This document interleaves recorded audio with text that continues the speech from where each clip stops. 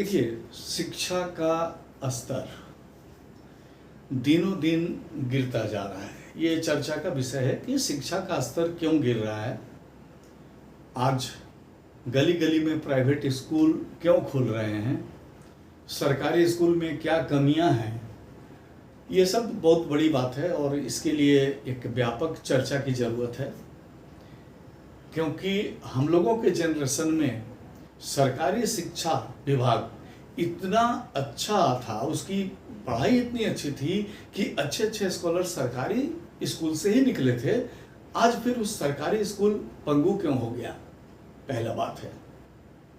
उसमें कमी क्या है ये देखना पड़ेगा कि उसके अंदर में कमियां क्या है। कहीं कुछ कमी है तभी तो उसके प्रति लोग उदासीन हैं। दूसरी बात आई अब प्राइवेट स्कूलों का, ये हमको समझ में नहीं आ रहा है, मेरे को क्या, ये तो आइंस्टाइन को भी समझ में नहीं आता यहाँ कि प्राइवेट स्कूल में हर साल री एडमिशन का क्या मतलब होता है।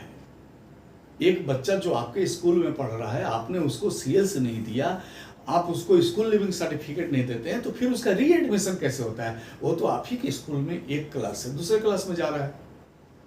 ये री एडमिशन का जो बात है, ये चीज समझ के परे है। दूसरी बात है, देखिए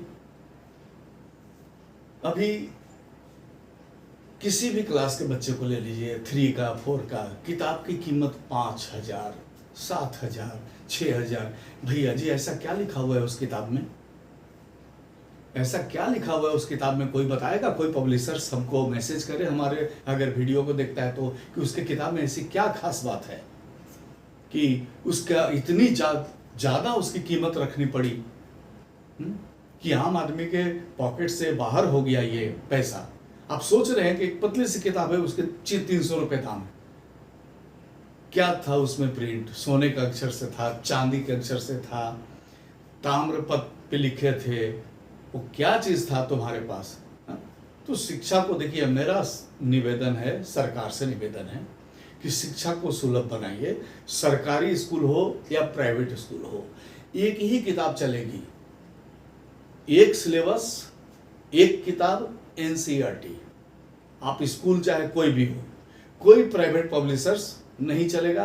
अगर सरकार में ये क्षमता है, सरकार के अंदर में अगर ये विवेक है, तो इस पे वो एक्शन ले और एक ही किताब चलाए, ताकि गरीब भी अपने बच्चे को अच्छी शिक्षा दे सके और 5,000 और 7,000 की किताब खरीदते समय उसका दिल ना रोए। चलिए, आप भी सोचिए इस मुद्दे पर। फिर मैं ये कह रहा हूँ कि हमारा व्यक्तिगत राय है, मैं किसी के विरोध में नहीं हूँ और मैं किसी के पक्ष में भी नहीं हूँ। मैं सिर्फ ये बताना चाह रहा हूँ कि ये ज्वलंत मुद्दा है और इस पर हम लोगों को सोचना है। Thank you.